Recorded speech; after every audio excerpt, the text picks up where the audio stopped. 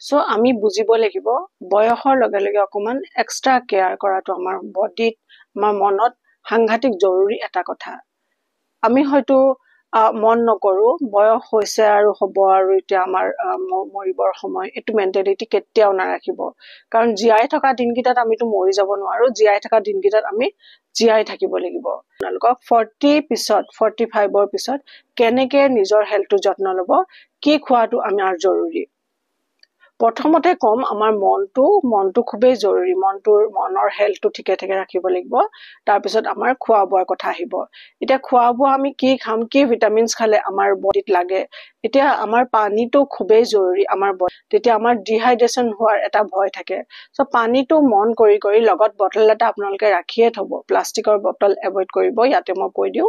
water bottle এটা লগত ৰাখিব এঢুক দুঢুককে হলেও আপোনালোকে পানী খাই থকাটো কৰিব বয়স হলে মানুহৰ